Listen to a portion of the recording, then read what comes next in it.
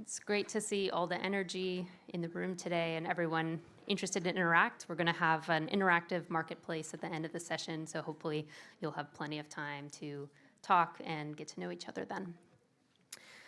So welcome to the session today. We are in the session on forest and land use monitoring from information into action.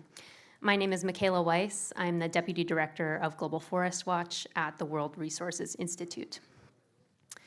And so as you have seen in the program earlier today, in many of the questions that Hege asked about various topics from REDD+ to IPLCs to supply chains, monitoring is a cross-cutting theme across all of these. And so we really see the use of data and transparency on forests and on land use as being really critical to all of the strategies that we're going to be talking about over the next couple of days. So our objective for this session today is really to give you an opportunity to learn about a lot of the work that is going on in this community, both on the technology side, but also more importantly, on the applications of this data and the many ways that is being used to create a positive change for our world's forests. We're also hoping to bring some more interaction so that you can talk with different participants and learn more about how they are using monitoring in their work and hopefully apply some of the lessons that they have learned in your work yourselves. So our format today, we've split the session largely into two pieces. We will first have a plenary, a presentation to introduce you to the topic and bring out some of those lessons learned from some of these key applications of forest monitoring data. And the second half, we have set up over on this side of the room a monitoring marketplace where, again, there will be more room for interactivity and learning from your colleagues who are applying this kind of data in practice. Just one quick logistical note is that we do have simultaneous interpretation in this session between Spanish and English. We do have a panelist who will be speaking Spanish during the session, so encourage folks, if you haven't already, we do have headsets set up over there. Interpretation to English will be on channel 1 and to Spanish on channel 2, so encourage folks to grab one of those headsets. So we're going to start today with a presentation from Crystal Davis, who is going to give some opening remarks and some framing of some of the key problems and gaps that we still face with monitoring. So Crystal Davis leads WRI's work on land use monitoring at the World Resources Institute. She is the director of the newly formed Land and Carbon Lab. Crystal helped form Global Forest Watch in 2014 and is now building on the success of that work to expand into other forms of land use and other forms of nature-based carbon beyond forests, with the goal of providing decision makers everywhere with the information that they need to manage the world's finite area of land. So with that, I will pass it over to Crystal for the presentation.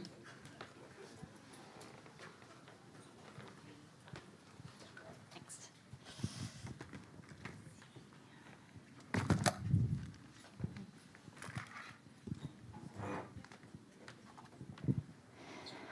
All right. Thank you, everyone, for joining today. It's a pleasure to be here. As Michaela said, my name is Crystal Davis, and I spent the last decade or so of my career really focused on the topics of forest monitoring and transparency through my work leading Global Forest Watch and now Land and Carbon Lab. So my job here today is to essentially sort of set the scene for this plenary session. And my plan is to give you a high-level overview of the topic at hand, and I'm going to do that in 3 parts. So first, I'm going to start with a quick review of the incredible advances we've seen in Earth observation data over the past 5 years. Then I'm going to talk about how the rise of cloud-based platforms have really made this data far more accessible and actionable for many people. And lastly, I want to talk about how people around the world are now using these data and tools to better manage and protect forests. So let's start with part 1, a data revolution. So to give you a sense of how quickly the application of remote sensing has advanced for forest monitoring in the past few years, I want to take a moment to remind you of where we were 10 years ago. So back in 2012, Brazil was the only tropical forest country with an operational satellite-based forest monitoring system. And even though the system was widely recognized as being critical to Brazil's success in reducing deforestation in the early 2000s, no other country had managed to replicate this successful model. And there we go. On a global scale, the only consistent source of data we had came from the FAO's Global Forest Resources Assessment, which you are all probably familiar with. That gives us national scale statistical data that's reported by countries to the FAO every 5 years. And then in 2014 came Global Forest Watch. So we went from working with that coarse resolution statistical data to having near real-time, high-resolution geospatial data like this on a global scale. So it was truly groundbreaking. But what's been really fascinating to me is Global Forest Watch, even though it seemed like a big deal in 2014 when we launched it, it was really just the first development in a wave of innovation of monitoring that was yet to come. So back in 2014, when we launched Global Forest Watch, NASA's Landsat program was essentially the source of satellite data in the public domain. And of course, Landsat is the basis for the now infamous global tree cover loss data produced by the University of Maryland and available on GFW. But starting in 2016, we now also have the European Space Agency's Sentinel program, which offers 9 times higher resolution than Landsat in both optical and radar sensors. And with this higher resolution, new things start to come into focus. So for example, we can now map and monitor the millions of trees that exist on dry lands, in urban areas, in agricultural landscapes. And although these trees typically fall outside official forest definitions, they, of course, hold an important amount of carbon.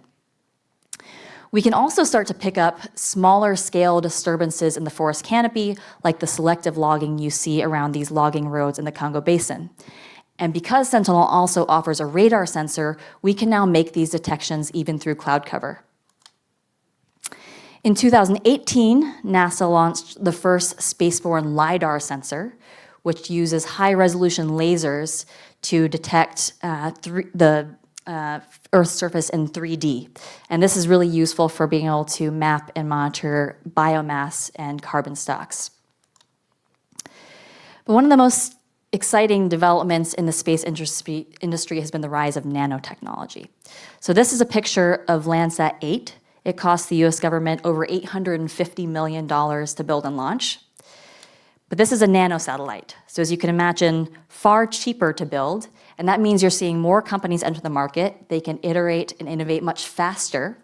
And in fact, recent market research suggests that the cost to a business of launching a satellite is becoming comparable to that of launching an app. So one of the commercial satellite data providers you are all probably most familiar with is Planet. They have a constellation of over 100 Dove satellites, which produces imagery of the entire world every day at a sub-5 meter resolution. And of course, commercial data comes at a cost. It can be cost prohibitive for a lot of us. But thanks to NICV's satellite data program launched in 2020, we now all have free access to satellites' monthly base maps. Planet's monthly base apps. So let's move on to part 2. There's an app for that. It used to be that satellite data was really meant for people who had access to big, expensive supercomputers and PhDs in remote sensing. But the rise of cloud technology has really started to democratize access to this resource by making it possible for everyday people to access and work with this data. So for those of you who do know how to do coding and build algorithms, you have tools like Google Earth Engine, which provides free access to the data and the tools that allow researchers to create these planetary scale maps and analyses. And we now have more than just GEE available to us. There are a growing number of these types of platforms, often with more specialized applications. Some are free, some are pay to play. One of my favorite open source options comes from the Open Forest Initiative by the FAO, and they have tools like CPOL and Collect Earth. And even if you don't have the technical skills to use these tools directly, a lot of the tools you do use, like Global Forest Watch or the Map Biomas Initiative in Brazil, these are powered by platforms like Google Earth Engine. So there are many, many more of us, myself included, who do not know how to build an algorithm, who do not know how to use GIS software. But fortunately for us, there are a growing number of apps and tools and data services that are really focused on delivering geospatial intelligence to a wide variety of end users for a wide variety of purposes. And again, some of these are free, like the Forest Watcher mobile app that I featured here.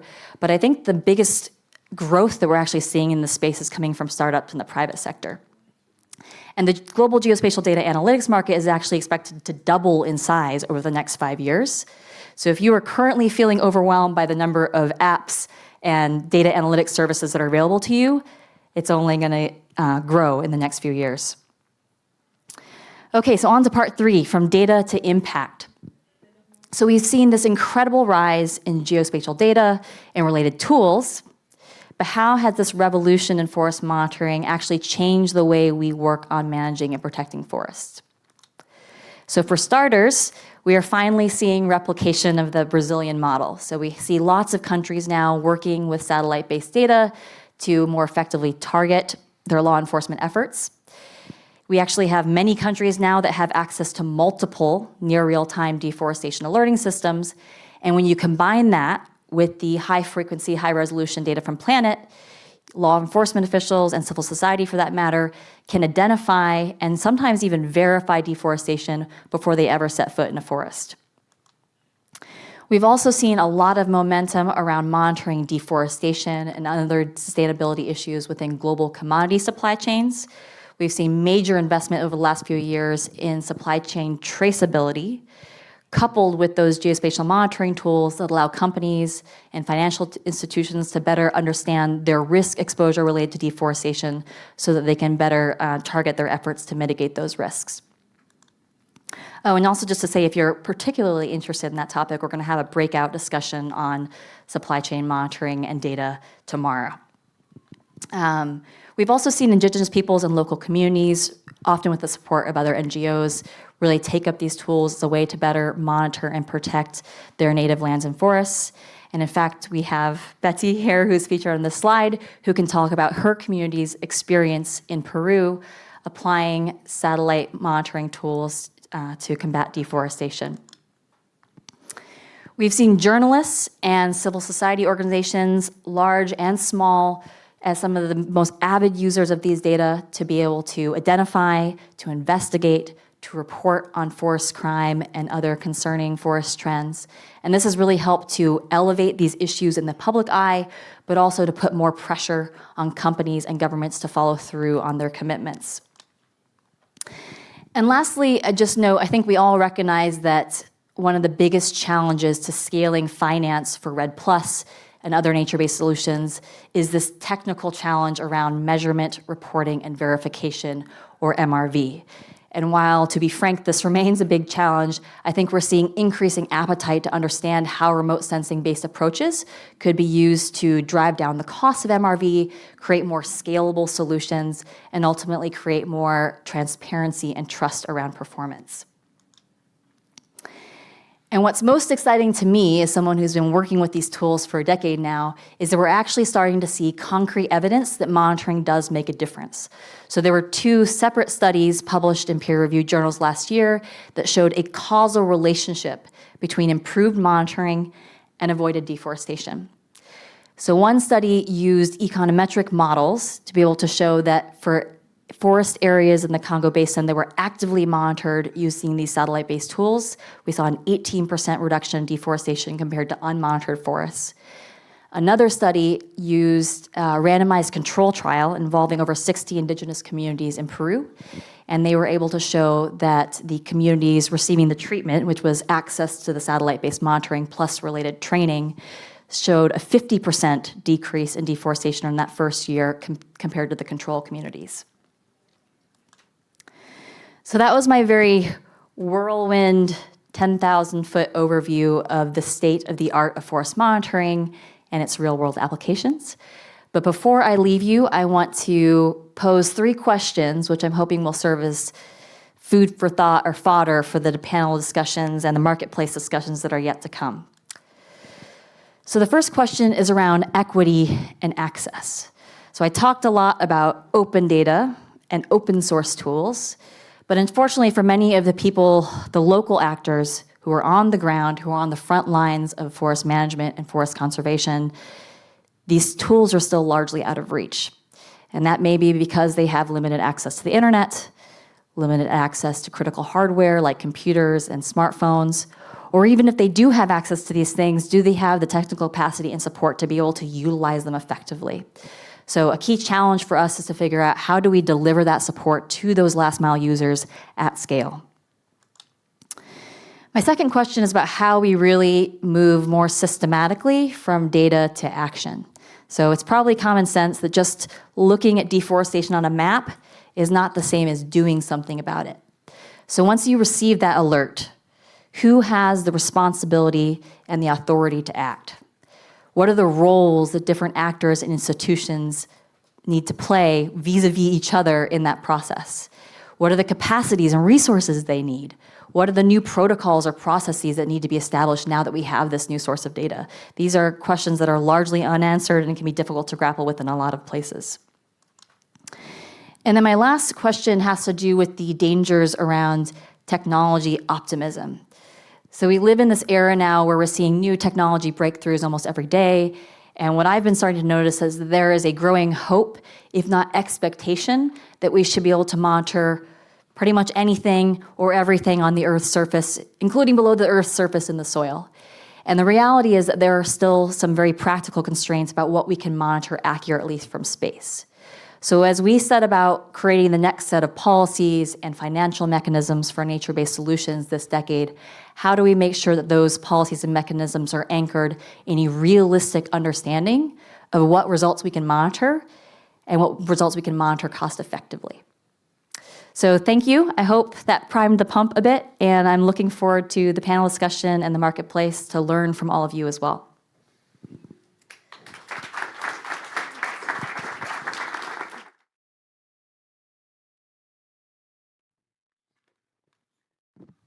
Thank you, Crystal. So I'm going to invite now our panel to come up on stage and have a seat with me.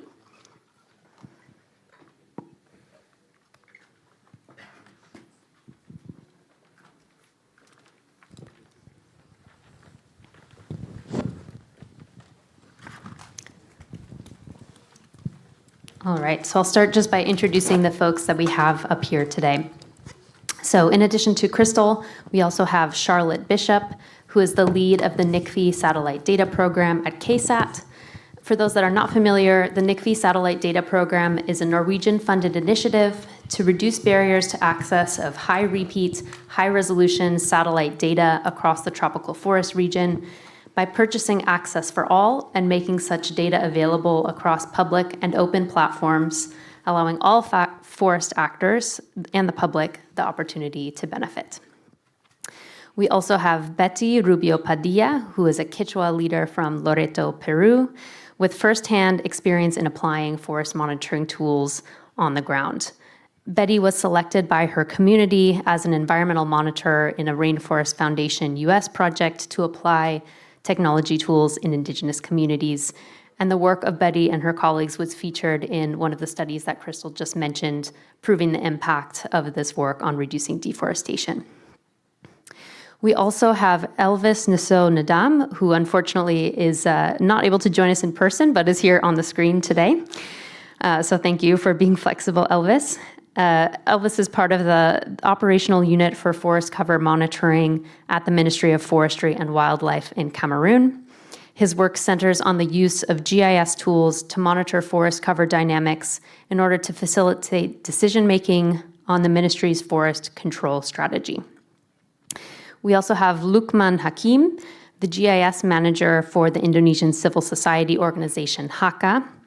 HAKA actively uses Global Forest Watch and Planet Images to monitor deforestation in the Lusher ecosystem and in Aceh, and regularly conducts trainings for various stakeholders and shares results with the general public. And last but not least, we have Dan Wensing, the CEO of IDH, the Sustainable Trade Initiative. IDH works with businesses, financiers, governments, and civil society to realize sustainable trade in global value chains. So thank you so much to all our panelists for joining us today. We are going to have an opportunity for everyone to submit their questions. So you can please go to the conference app as we go and feel free to submit your questions there. But I'm going to start with an introductory round of questions for our panelists. And I'm going to turn first to Charlotte. So Charlotte, the NICFI satellite data program has now been in operation for almost 2 years, and it really founded on this premise that having free and open access to high resolution, high frequency information would lead to a change on the ground. So now that you are a couple of years into this program, what kind of evidence have you seen for those kinds of changes? Very good question. It's varied, I think, is how I want to start with that, and the reason for that is I think a lot of the impact of the program is still coming, and that's because people are, as Krista was mentioning about the data revolution, about the sheer amount of data that's available to support tropical forests. I think people are now trying to understand how they can use this data for the benefit of the tropical forest management. But in saying that, we are, of course, already seeing some benefit and seeing how this is being used in different societies. So we have over 12,000 users of the program who are signed up to access and download and stream this data and make products from it. But of course, it is also available in Global Forest Watch. It's also available in CPAL and other tools where people can view this. So the reach of the data is much, much wider than we see just from the program team side.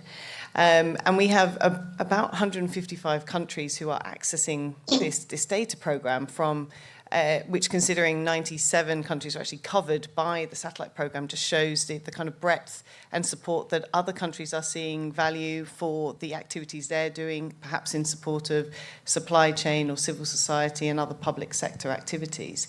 So in the public sector, we're seeing increased accuracy and efficiency in MRV reporting. As Krista was also mentioning, this is a challenge. This is an area that it's not something we can just solve overnight. It takes time to do that.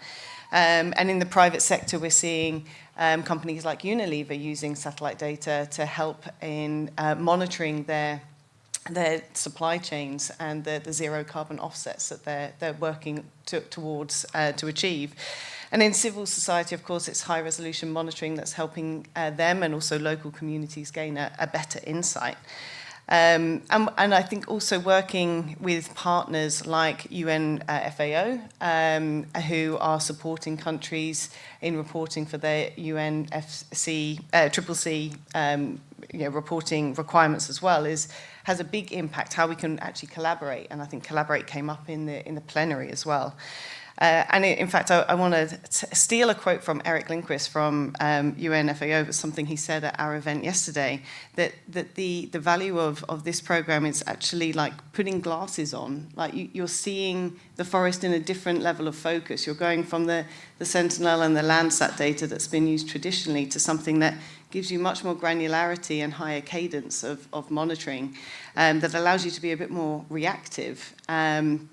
And saying that, just to give a couple of examples, in Indonesia, the minimum mapping requirement for RED Plus is 6.25 hectares, which actually is really quite low in terms of spatial resolution. So the level of detail that this actually adds is really powerful.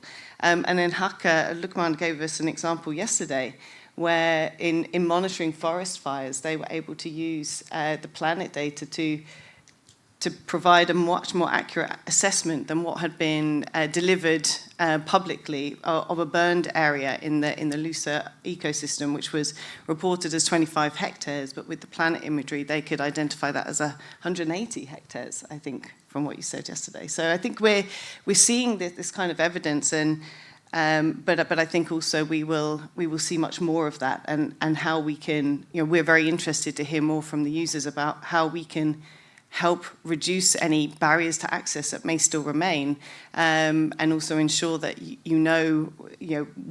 where the resources are to help you and allow you to use this data to benefit your activities. Great. Thank you, Charlotte. We're all big fans, I think, of the imagery, those of us on the panel. And yeah, really interesting to hear about the variety of users. So to that point about, providing better access and tools for folks to use this information. I'm going to turn now to Betty. So again, a reminder that we do have interpretation services. So if you need a headset, they're right over there. So Betty, your communities and other communities that you've worked with have had amazing success in combating deforestation using forest monitoring tools like Global Forest Watch. But I take it that your success is not solely attributed to the technology. So can you talk a bit about what your community needed in order to apply those tools effectively and drive a response to illegal deforestation?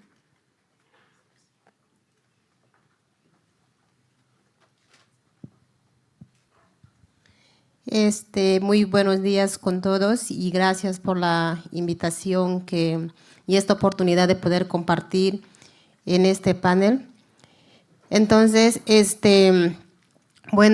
lo que nosotros venimos realizando en nuestra comunidad, aparte de la tecnología, que es una herramienta muy importante, es fortalecer a las asambleas comunales, ¿no?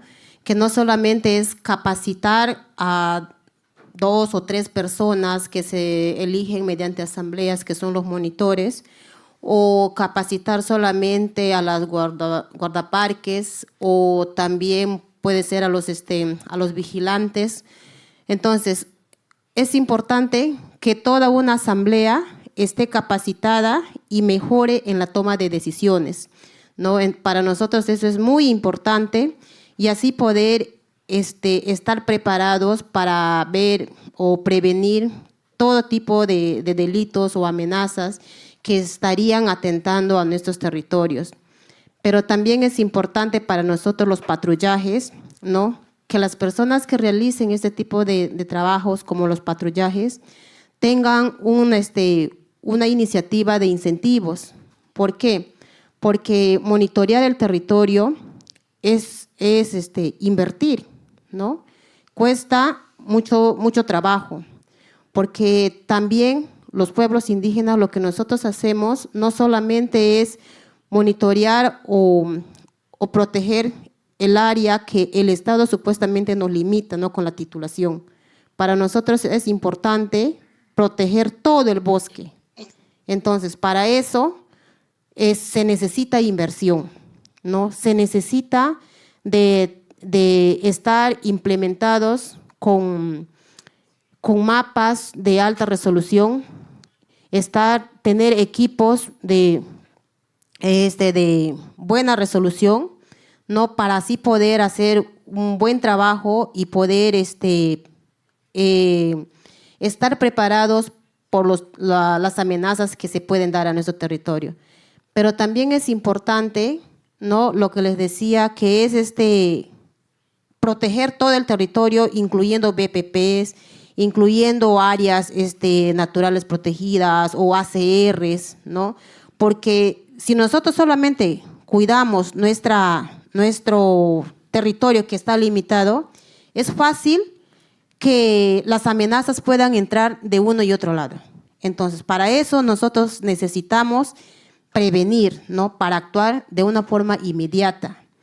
Entonces, eso a nosotros nos ayuda mucho. Como les vuelvo a decir, es importante que las comunidades o los pueblos indígenas que hacen este tipo de trabajo, se necesita de una buena inversión, porque monitorear o conservar no es nada gratis y no es nada fácil, ¿no? Entonces, necesitamos de que las personas o los cooperantes como ONGs que quieran invertir en tema de conservación, necesitamos que esos fondos también lleguen directamente a las comunidades.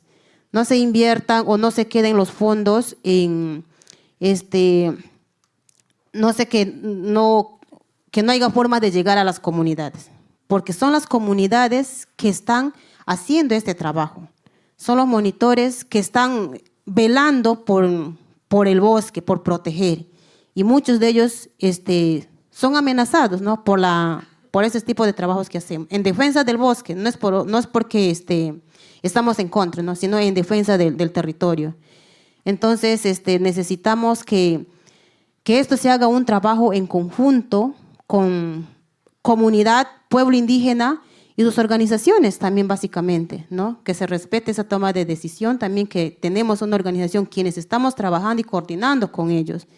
Sabemos que hay un informe, ¿no? Que se ha levantado a través de la Universidad de Columbia, donde que también muestran que comunidades que hacen este tipo de trabajo como monitoreo ha bajado la deforestación, ¿no? Entonces, esto es importante para nosotros, ¿no? Que donde que las comunidades están con este proyecto de monitoreo, cero deforestación, pero donde que no hay, no, en algunos casos han levantado.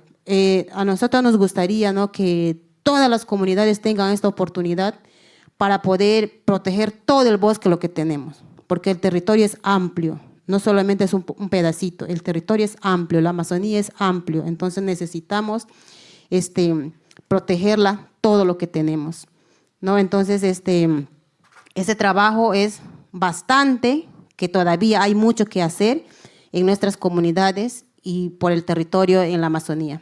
Muchas gracias. Muchas gracias, Betty. Thank you for joining us. And I think really important what you're saying about the holistic need for monitoring both training within communities, not just those who are managing the technology, but also cooperation with other organizations and working also outside of Indigenous communities to protect the entire forest. I'm going to turn now to Elvis, who has been working with monitoring data to inform the Ministry of Forestry and Wildlife in Cameroon's control strategies. So Elvis, MINFOF has a very large area of forest under its control. Can you talk a bit about how the availability of near real-time data in particular has supported that work, and if there are any challenges or opportunities that you see to better take advantage of new technologies? Thank you very much for the question, and morning to everyone. Sorry if I've not been able to physically attend the forum. For the question, it is important to inform that all the forests in Cameroon are managed by Ministry of Forestry and Wildlife. That's what we call MINFOF. And in Cameroon, we have a gazettement plan. So the gazettement plan, we divided the forest into two parts. So we have the permanent forest estate and the non-permanent forest estate. But for the monitoring actions, we mostly focus on permanent forest estate because that's the forests that have to remain forests. And all these type of forests are organized in what we call Atlas, Cameroon Forest Atlas. So you can easily access it even through a Global Forest Watch platform. So for the past years, MINFOF was navigated in just like a vacuum, and the only options to refer when they want to go they plan their mission is to refer either to communities or when they have a denunciation. So thanks once more to WRI, because since 2018 we have been able to access the Global Forest Watch and use the GLAD alert tools. Coupled to that also, we carried out many trainings, capacity building of MINFOF personnel, Ministry of Environment personnel also, council agent and some NGOs also went to included. And the monitoring forest cover in Cameroon is essentially based on those type of forests, as I said. And since 2018, we have been able to monitor forests in real time, and in order to limit anthropogenic activities like logging, illegal logging, and agriculture also, mostly in permanent forest estate. These tools help MINFOF agent to better plan their mission, because it's true that when we have information on satellite and Global Forest Watch, a week or 7 or 8 days later, even the alert is not confirmed, the monitoring operational unit informs the National Brigade to take action. So when they go to the field, they can see if the alert was not being confirmed. It's a real reality that there's illegal logging or there's not. And also the presence of this alert in the permanent domain when we draft what we call trimestral newsletter. We could have trimestral newsletter that we'll do together with WRI. And if the minister sees that there is impact, negative impact on this permanent forest, like forest reserve, he can orientate him on decision making so that he can change the vocation of this type of forest. So a forest reserve can be transformed into forest management unit in order to secure the forest and to protect it. Or either if it's in the non-permanent domain, it can also decide to take actions, protection measures to implement and maintain the ecosystem in good condition. As for the other question, I think we have been confronted with cloud problems when using GLAD alert because it's optical satellite images in Cameroon, mostly in the coastal area. When we were drafting our landmark deforestation report, but I think since 2021, I believe that the rat alert is welcome in Cameroon because it helps us to more locate deforestation site in that part of the country where we have problem. Even though it's not taking into account the northern part of Cameroon because there we are still confronted, we are facing intensive deforestation in that part of the country because the distribution of trees is sparse and the forest cover does not meet the requirements of GLAD or RAD.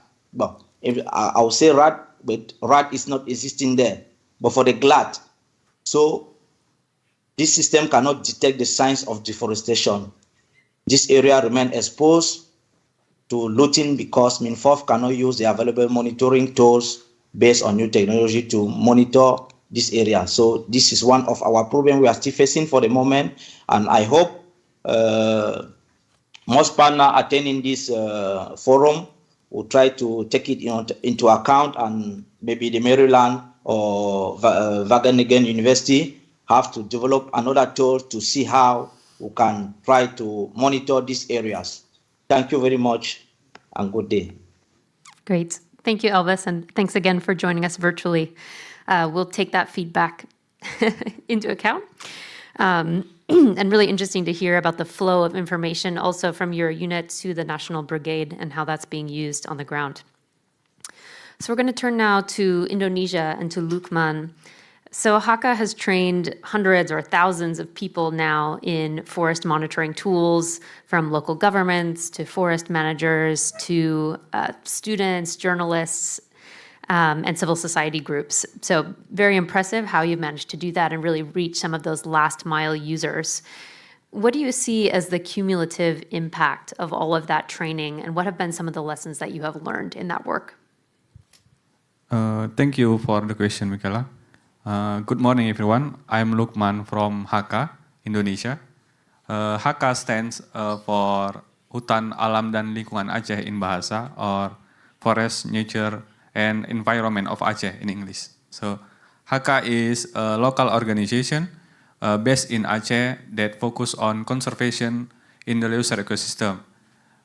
We are actively monitoring deforestation in the leuser ecosystem, that is the last place on Earth where we can find rhino, tiger, elephant, and orangutan still live together in the wild. We monitor deforestation using satellite imageries, including PlanetScope from NICFI data program and GLAD alert from JFW. Thanks for NICFI and JFW by providing us this data that is very helpful and powerful. In addition, since 2017, we have shared our method, how we monitor deforestation in the leisure ecosystem to various parties. We introduced and trained GFW along with GLAD data and and planet scope imagery within it to a lot of parties, starting NGO partners, local authorities such as police, forest management unit, and national parks. Even journalists, students, and academics. We realize that not all these trainings provide immediate impacts. It depends on themselves whether they want to use this data or not. So maybe that is one of the lessons we have learned. However, there is something makes us still continue our effort. Some parties have success stories. One of them is national park in South Aceh. So that they adopt GFW as their monitoring tool. They ever found 2 marijuana fields in the middle of Gunung Leuser National Park that the first information was obtained from GLAD alert GFW. And then we also do believe the more people know about GFW, planet scope imagery, and other monitoring technology, the more hope we have to protecting our remaining forests. And one more thing that makes us still continue our journey is the declining trend of deforestation in Aceh. We can't claim this is the result of just what we did. This is also the result of all parties' effort. But we see the fact from our monitoring data, deforestation in Aceh in 2015 was still more than 20,000 hectares. And in 2021, it's below 10,000 hectares. Yeah, thank you. Great. Thank you, Lukman. And a good lesson that, not all of the trainings we do will necessarily lead to impact right away, but they're still worth investing in. So we're going to turn, last but not least, to Dan. So private sector deforestation-free commodity commitments have generated a lot of interest. I think that was also the top voted item in the plenary that we just came from. And there have been a number of tools that have been proliferating in this regard, but it still seems to be in some ways falling short of what companies need. So what do you see as the biggest gap between what is currently available and what is needed, and what is standing in the way? Yeah, great. Thanks, and good morning, everyone. A real pleasure to be here today. And it's indeed been fascinating to see the proliferation of all the tools available. And I think when we had this conference last time round, as an organization, and I'm sure you shared the same experience, you're approached on a weekly or bi-weekly basis with someone who had a new tool for you in the forest and the land use space. I saw that also happening with the companies that we work with, and it often led actually to paralysis, because there was so much on offer that, which one to choose. And then, the next week there would be another one. So a lot of companies, and us included, then decided, okay, let's wait and see where this is going. And I think now indeed it's the space is getting even more crowded. But luckily, a lot of companies have moved forward given the commitments that they have on, for example, deforestation. And I think also now, recently, with the EU legislation coming up, there is an even higher need, and also from a legislative perspective, to monitor, to know where you source from, to see where the deforestation is. So I think that all these tools have definitely helped to see, okay, where are the deforestation hotspots in a company's supply chain, what is happening, and at the same time, it also leads to a quote-unquote risk that companies start sourcing away from the problem. So they clean their supply chain. That's also the risk of the current EU legislation. If it is not backed by support to the ones that live on the land, that own the land, that use the land, to meet the requirements, then again, we will lose actually the influence and the support for the ones that want to transition, but they can't do it by themselves. And I think this is really, one of the things that we need to embed. And I think that's also what is needed when you look at all those tools. Give an example also of Aceh in Indonesia, where we work with Hakka, where we work with WRI, where we work with the district government of Aceh Tamiang and companies like Musim Mas, PepsiCo, Unilever. We've created a multi-stakeholder coalition that has set very ambitious targets in terms of ending deforestation, local development, and we've developed a regional monitoring team. And this team uses the tools of WRI to look at, okay, where is deforestation happening? Then go onto the ground and also look really at the root causes. So when we looked at the deforestation alerts of 2021, we saw that actually most of it wasn't caused by palm oil expansion. It was actually by dry land agriculture, driven by a very, very different driver than we might have expected.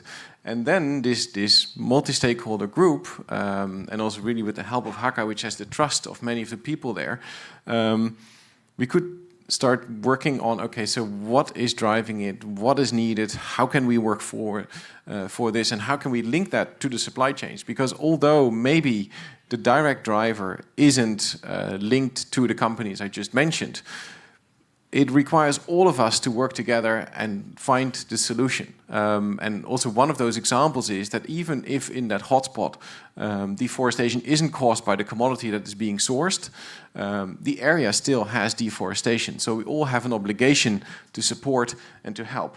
And I think that's the sort of the missing link, and it is being formed in terms of how do we, we have all the data, we have the intelligence, but how do we interpret it, and how can we address the root causes, and then in a collective effort drive it forward. Thanks. Great, thank you. And certainly, as we've seen in some of the other responses as well, the importance of collaboration between different groups, right, and across sectors. So we're going to open it up now to your questions. So again, feel free, go to the conference app. You can find the link to our session, submit your questions. You can also upvote for those that you would like to see answered here. So we do have a question here on, we have seen the very high resolution imagery from Planet at 0.5 meter resolution to be a game changer and makes the information extremely actionable. Does anyone else on the panel here have experience with that very high resolution data?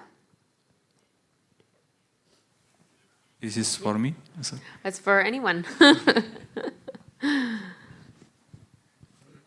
Maybe Charlotte, I don't know, or Lukman, if you.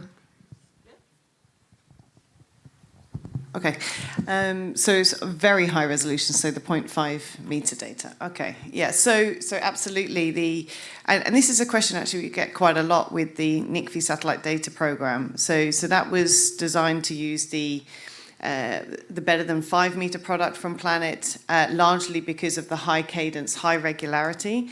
But of course, there is still extra levels of detail that we can go to, but the cadence is not so great, and also then the cost to make that data available becomes considerably higher as well. So there is a trade-off. But certainly, we do often get questions from people where they're already seeing benefit of the better than 5 meter, but actually 50 centimeters or perhaps even 1 meter data could provide even still a better validation. So I think that it's a question that's come up. It's something that we as a program team are very familiar with working with this type of data. So we understand the value, and certainly hearing from users as to the value of this data is very important for us, particularly as we kind of shape what maybe comes next and what the future might hold for this program and beyond. So maybe Lukman or others have something to add on. Have you used this type of data before, Lukman, the very high resolution? Okay, I will try to answer the question. So yeah, based on our experience, we usually using satellite imagery to monitor deforestation in in Aceh. Firstly, we use Landsat 8 and Sentinel-2, as well as GLAD alert data, and then we get planet scope imagery. Because of the high spatial resolution, we can detect smaller area of deforestation, and we can also detect illegal road construction in forest area that other satellites may not detect it. Yeah, we can using satellite imagery to make our patrol guidance map, so our field team can go to the field and collect the data. Yeah, maybe that is from me. Great, thank you.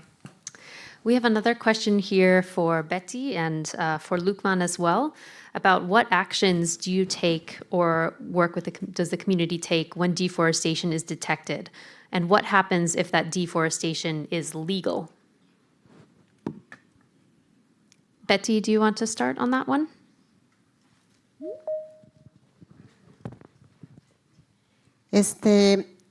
Bueno, lo que se hace con respecto, ¿no? Es evidenciar, ¿no? el tipo de amenaza que se puede encontrar o que se está dando.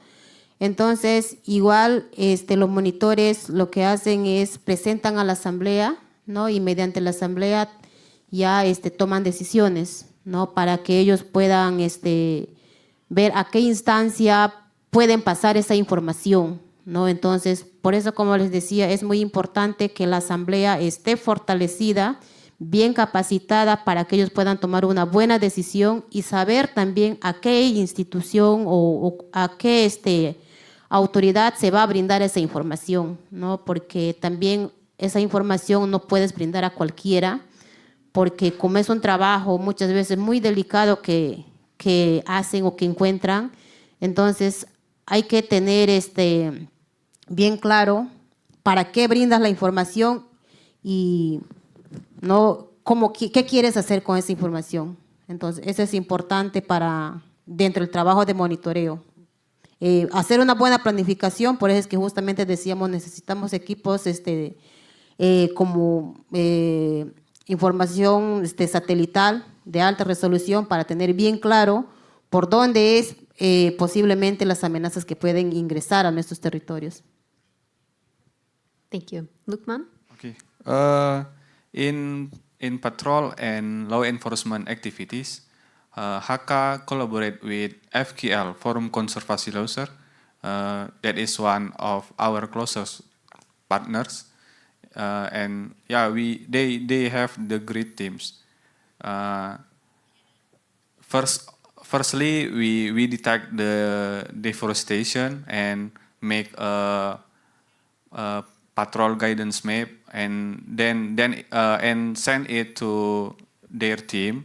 So their team will go to the field and investigate the case, as well as in law enforcement activity.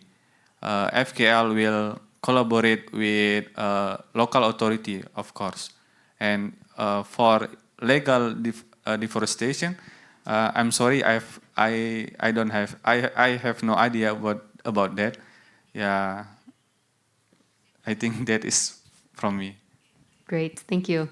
Elvis, I think I may have missed you for the first question. Do you want to chime in? Okay, thank you very much. I'll still take the first question, mostly concerning planet images. For us, planet images is very, very important because they are the images that we use to confirm, to see what is the main source of deforestation. So it can be illegal logging, or it can be a storm or a natural event.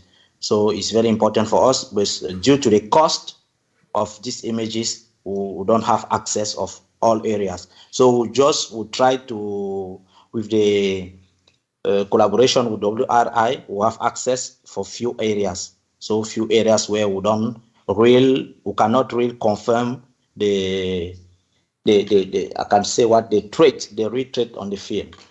And for the other question, yes, we have what we call legal alert. Means that the deforestation action is being made in something like in the forest management unit, in the annual cutting area where the concessionaire have the right to work in it. So we just try to look the limit, if it's gone out of the limit or is inside the boundaries. So we don't focus on that. The main areas are the sites where activities does not have the right to be carried out. So that's what we call illegal alert, and that's we mostly emphasize our experience on that. So we focus on those illegal action. At the end, we can have a deforestation rate based only on illegal actions. So that's why you see in Cameroon, NGO used to criticize the deforestation rate in Cameroon, because we would mostly base on illegal alerts. We don't look what is legal, because someone can have his farm and with his legal rights and carry out action. But it's true that in Cameroon you have the you have to ask for I can say what the authorization to the ministry in order to cut off your tree or other things.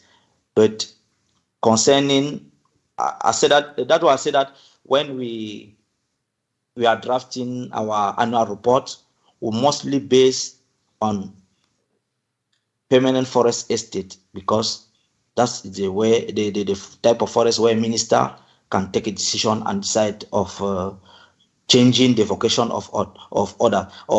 But in the non-permanent forest, the president can decide to create that. Today there will be a plantation, oil palm plantation estate, and the minister does not have the right of confronting him. So that's the two type of alert we have in Cameroon: legal and illegal. Thank you. Great. Thank you, Elvis. And an important distinction and how the government can respond. We have another question for Betty. So the question is, have you been facing any threat by monitoring deforestation? And are there any measures in place to protect communities that are working to do so?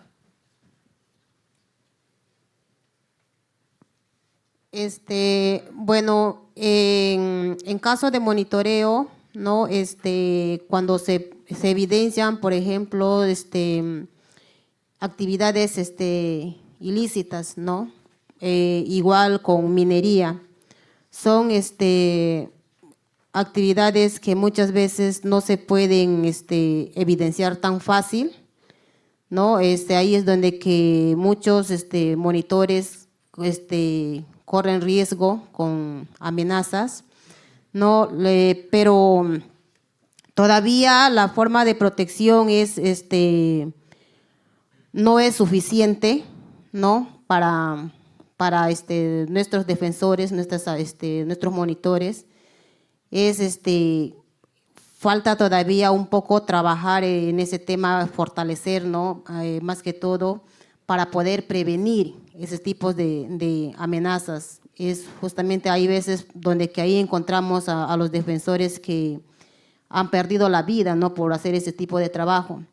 Pero estamos ahí para unir esfuerzos de poder seguir trabajando y buscando una forma de prevención, ¿no? Por eso es necesario articular también el trabajo con las instituciones, ¿no? del Estado, para así poder frenar más que todo la criminalidad por hacer este tipo de trabajo, ¿no? Que estamos haciendo para el bien común, básicamente. Entonces, sería muy importante, ¿no? De que unamos esfuerzos para así preparar, ¿no? A los o tener seguridad más que todo para nuestros defensores. Thank you, Betty. And yes, very important topic. We have a question I'll direct to Crystal. How do you see satellite data's role in monitoring biodiversity, and especially ongoing negotiations of the CBD, links between land use change, and biodiversity? That's a tough question. So thanks to whoever asked that one. We can't monitor biodiversity directly from space. We can monitor proxies. And there's a lot of really good work that's being done by other organizations to aggregate and compile some of the bottom-up data on biodiversity and create global data products based on that. So then the challenge is to figure out how we bring them together in meaningful ways that can support decision-making. But ultimately, I think one of the biggest challenges in the monitoring space, and this relates to the question of biodiversity but goes beyond, is how we find better connections between bottom-up sources of data that give us much deeper and richer context about a particular place, and the top-down global data sets that can be remotely sensed, because we need both. But right now, I feel like they're kind of talking past each other and not mutually supporting each other. So one of the things that we're doing under the banner of Land and Carbon Lab now is really trying to work in closer collaboration with the data producers on the biodiversity side to figure out how we can make some of our global land cover, land use mapping products speak more to the ecological realities on the ground. Because when I talk to folks who look at forest biodiversity, for example, not all trees are created equal. And if our global products based on remote sensing are just identifying trees, but not identifying those trees which are most important to protecting key ecosystems and species, then we're not creating maps that are useful for those communities. So we're trying to integrate that feedback more directly into how we're producing these data products from the outset. Great. Thank you, Crystal. We have a question now for Dan. Many commodities still come from land conflict areas. How can such tools used to fight deforestation help address also social issues more effectively? Thanks. Good question. And I think social issues are often, the key driver actually of a lot of the deforestation we see these days. So I think what it helps is to pinpoint for companies to look at, okay, so where are these hotspots? So where do we need to focus so that they don't have to go for their entire supply chain? And then really go on the ground and work on it. And I think one trend that you see in the palm oil sector is that large multinationals used to source from over 1,000 mills around the world, and they've all slimmed that down to about 100, so that they actually know their supplier a lot better, and they also have more leverage on it, and they can then really work on these issues on the ground and understand them much better, instead of trying to do that for 1,000 mills all over the place. And I think so there is a realization based on the systems that are now in place that helps companies that have such huge supply bases for all the commodities that they source to bring more focus, to then really look at what are the issues on the ground and move them forward. I think one of the groups that we don't talk a lot to and work with is going beyond, say, those big multinational companies and the ones more in the supply chains, maybe less exposed to regulation, consumer pressure, campaigning, what have you, and how can we also give them access to these tools so that they can also use it and they can also move forward, because they are much more closer to those conflict areas that were mentioned in the question than companies that might be headquartered somewhere across the globe. And I think that's really where we have to go in the next stage in this development. Great, thank you. Certainly working closer on the ground in the private sector context as well. We have another question that I'll direct again to Betty and Lukman and perhaps Elvis on if you can share examples where evidence collected by community monitors is not accepted as credible by the authorities and what reasons were given. Betty, do you want to go first again? Oh, translation isn't working? No? Okay, they're saying it's been 5 minutes. that it hasn't been working. I'm not sure if we can resolve that. First, perhaps let's go to Lukman, if you want to go ahead. So are there situations where evidence collected by civil society or communities has not been accepted by the authorities? Okay, I will try to answer. I'm not sure about that, but I would like to share our experience. Maybe that is related to the question. Yeah, about the case of purchasing land in protected forest in Gayo Luas, Aceh. So, firstly, we detect a massive deforestation in protected forest in Gayo Luas in Aceh. And then we check and yeah, we send the data to the field team. They check to the ground and found hundreds of protected forest was cleared. So then we encourage law enforcement to follow up this finding. And from the result of investigation, it's known that the process of purchasing land involve the local authorities. Yeah, that is the fact from our experience. Great, thank you, Lukman. Let's go to Elvis. I think we are back on translation. But I'm wondering from your perspective as a government official, if there are situations where you receive reports from civil society or from communities and how you handle that, or how you, what kind of requirements, I suppose, you have in order to view those as credible. Okay, it's true that you are calling you are calling it a report, but for us it's what we call a denunciation. So local society and communities, they are usually denunciate illegal action on the fields. But what we do is that we try to verify. It's true that it's taking more time because they drop a denunciation today. We have to enter the system and verify if truly there is an alert in that area, the time of processing or using the tools, and the action we are taking is to inform the National Brigade, I was saying, because it's not our team that is going on the field. So we can inform the National Brigade, and they don't have means, or depending on the type of season, because the road here in rainy seasons, there is no means to arrive those areas.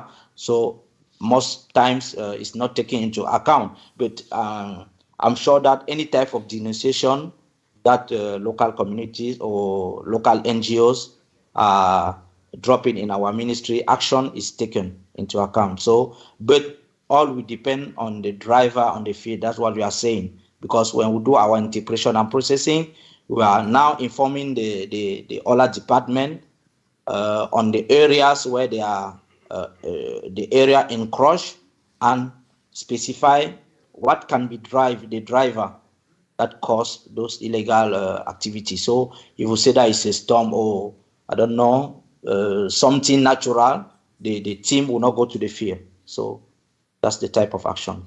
Thank you. Great. Thank you, Elvis, for sharing from that perspective. Are we all on with the translation? Yeah? Okay.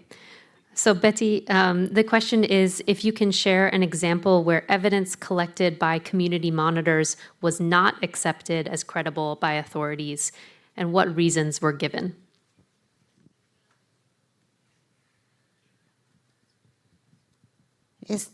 Bueno, lo que podemos compartir con respecto a la experiencia no es que los monitores, por ejemplo, han evidenciado una forma de invasión, ¿no? Entonces, ellos denunciaron, ¿no?, ante la autoridad. Entonces, igual con evidencia, ¿no?, teniendo fotos, videos, coordenadas, mapas. Entonces, eso ha hecho que la autoridad pueda llegar al lugar de los hechos, no teniendo ya toda una información exacta. Entonces, y se dejó, desde ahí se dejó un precedente, ¿no?, donde que las comunidades es justamente que les decía, ¿no? Es que no solamente protegen o monitorean el territorio titulado, ¿no? Entonces, y así los ilegales puedan darse cuenta, ¿qué están haciendo los monitores, no? ¿Para qué sirve ese trabajo que ellos hacen? Como les decía, el trabajo de monitoreo es bastante amplio. Se necesita tener buen equipamiento, buena inversión para así trabajar en conjunto con las autoridades, ¿no? Y así tomar una buena decisión también, ¿no? Para que las autoridades puedan llegar al lugar de los hechos. Entonces, eso es importante de que se trabaje de una manera coordinada, con una buena información y tomar una buena decisión para dejar un precedente que no puedan estar invadiendo o haciendo cosas ilegales dentro del territorio. Great. Thank you, Betty. We've also heard experiences from other partners as well, that just having some of that monitoring information and the satellite images can help give more legitimacy also to the reports that are submitted to authorities. So I have a question now for Crystal and for Charlotte. How successful is the process of feedback to data providers from local data users into how global tools and data can be improved? And are there any examples of best practice? Charlotte, do you want to go first?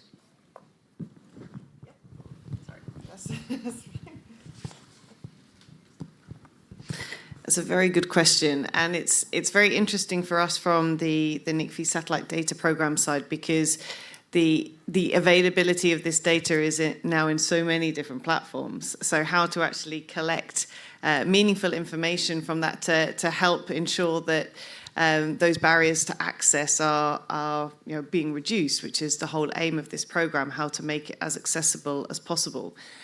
So we work very closely with strategic partners like WRI and like UNFAO, who are sharing the data in their platforms to collect metrics, to collect feedback, to collect information that their teams have found from analysing and working with the data, to see if there are ways that we can improve the offering. And it actually allowed us to change the offering quite quickly. When the program started 2 years ago, we had two options for base maps, but one was a kind of visual display. That's the one that GFW was showing from the outset in their platform. But then we also knew there were a number of users who worked more on the scientific side, who also didn't just want to be able to download that data, they wanted to be able to see that data visually and perhaps view with false color, utilizing more of the spectral information that's in the data.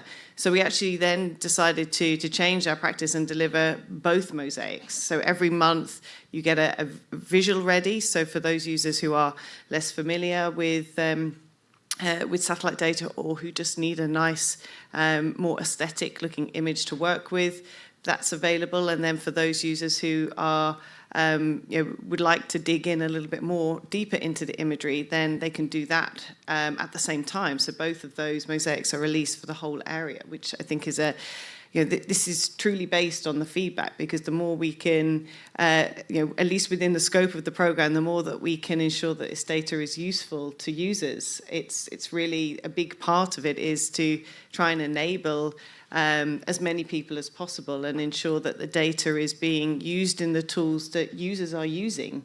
So to speak to Dan's point about there's so many options, it's really difficult for users to perhaps adopt a new tool. So if we can help make this data available in tools they're already using, which we're certainly working towards, and if we're not making this data available in a tool you're using, please come and let us know, and let's have a talk about how we can make that happen. But yeah, I think it's certainly that engagement and outreach with users, and we do quite a lot of surveys with our user community as well, and always encourage people to get in touch with us and provide feedback. Crystal? Yeah, that's a great question. So from the early days, Global Forest Watch has been very committed to being very user-driven and responsive to user needs. And we spent many years early on sort of setting up the systems and processes to collect that user information. And that, includes typical tools like surveys and interviews. We've done contests. It's amazing how many people will fill out a survey if they get a free mug. But I think the more challenging piece has actually been figuring out, once you collect all that information, how do you synthesize it? How do you prioritize? Because when you're a global tool trying to serve a lot of different people in a lot of different contexts, you're not always going to get consistent feedback. And folks often need very specific things to serve specific problems they're trying to address. And we want to do that, but we can't do it for everyone, and we can't meet all needs. So that prioritization process and figuring out how you make those decisions, that's been a major focus of effort. And then I would say one of the learnings along the way for us is when you're asking for feedback, you're asking for people to take time out of their lives to provide information to you. And when you can't address everyone's feedback equally, you are obligated, you're responsible to be communicating transparently back to people what you were able to take on board, what you were not, and why. And that's something that I don't think we did well enough in the early days of Global Forest Watch, and we're really trying to commit to improving moving forward. And then I actually just wanted to touch on the question that was asked to Dan about monitoring social issues and social conflict in particular, because we've been getting this question for a long time on Global Forest Watch. From a tech perspective, there's some cool new stuff out there. I've seen deep learning algorithms that are language processing, so they can troll through all of the news media, social media on the internet to see where conflict is popping up in real time related to natural resource management. And these algorithms have proven to be pretty accurate. But again, with all monitoring, all data we produce, what are you going to do once you have that information? So if we can see where conflict related to natural resource management is popping up in real time, do we actually have the institutions and the systems in place to address and resolve that conflict? What role should the private sector be playing? And I think those are the deeper questions that we need to grapple with, sort of irrespective of our ability to monitor these issues. Great. Thank you, Crystal. So in the interest of time, we're just going to take one last question, and that is for Dan.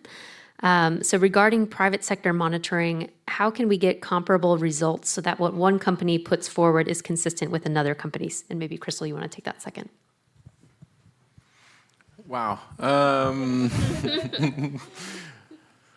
Well, I think there's various tools being developed that that try to do that, both at the global end, in terms of, say, you set a commitment and this is me reporting against it. Actually, there's a huge gap between the number of companies setting targets and the ones actually transparently reporting against it. So there's huge progress that needs to be made on that end. But it's also in terms of the real progress, say, in those hotspots that I was talking about. And there are various tools being developed right now that help to assess the progress on a number of KPIs across the jurisdiction. And I think that helps, because then it's not longer the interpretation of one company vis-a-vis another, et cetera, but it is a multi-stakeholder coalition that sets the KPIs, that tries to deliver on it, and then also collectively reports against it. And this is government, this is private sector, this is civil society, this is communities.